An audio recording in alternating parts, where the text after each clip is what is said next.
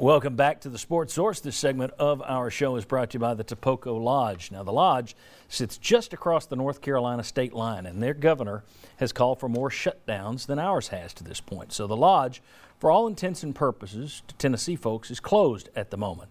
They'll be back soon. Really good people. They've done great work at the Lodge. If you've ever been up, Mike, I know you've been up there. Been up there? It is a heck of a place.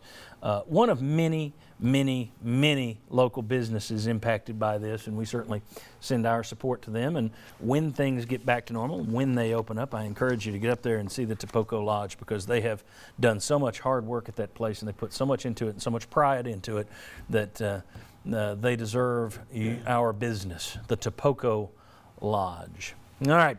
One thing that hasn't gotten tons of talk, and maybe it's just everybody wants to stay on the positive right now, but you know me. Let's take one where we go just to the negative town, just to look at. My concern is I was actually watching a story about English Premier League and how these teams are going to have to meet their, I mean, they're still going to pay players, and they'll be fine because they make huge money.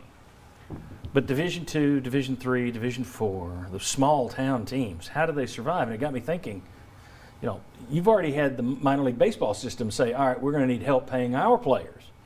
So you're going to think, are you going to see, as we talked about earlier, some of these schools aren't going to be able to pay for players to come back the way that an SEC school could? Are you going to see some schools that drop sports for a year or two? I would not be surprised if you see that at some smaller schools say, okay, we can't afford to do golf this year, or we can't afford to do badminton this year. And then you get into minor league sports. I mean, you've got the Tennessee Smokies in town. What if you had to do a full year without Smokies baseball? How prepared are they to get through that? Knoxville Ice Bears.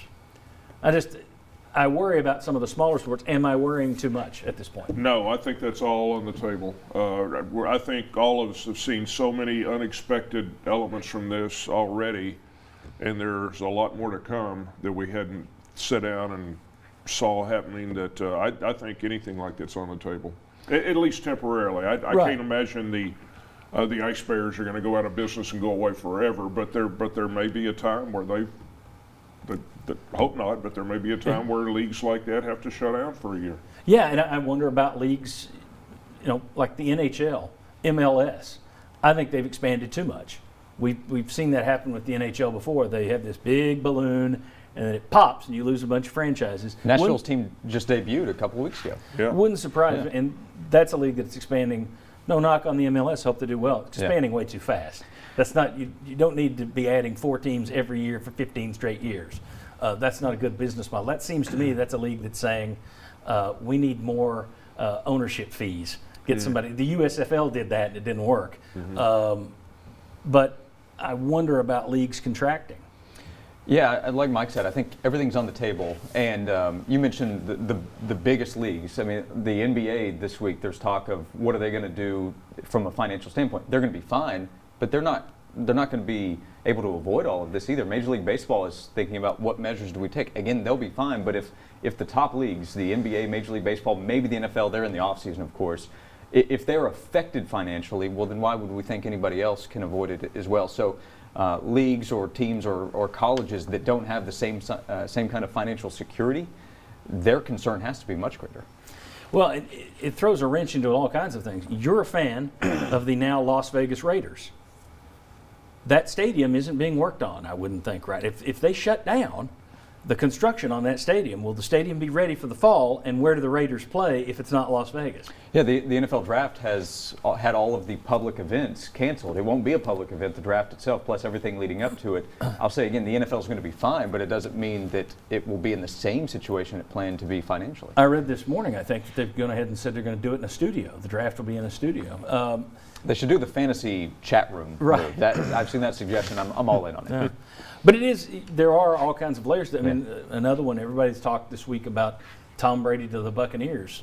Think about this. If you don't have a season this year, if that happens, he would have taken a year off, and he's going to come back after a year off at age 44. He may have just signed with the Buccaneers and may never play a down for them if you don't have a season this year.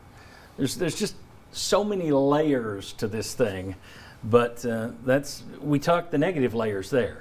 Next segment, we're going to get positive. We got some good stuff coming up. We're going to talk a little bit about Philip Fulmer later on. We're going to talk about stars where they don't belong, based on the Brady thing, but looking at UT things. Witten also going to the Raiders. It's just weird. What about UT? That's great. What about UT guys that went somewhere else? We'll talk about that. But next, a new segment. Good news. Just 3 minutes of positivity. Come on back on the other side.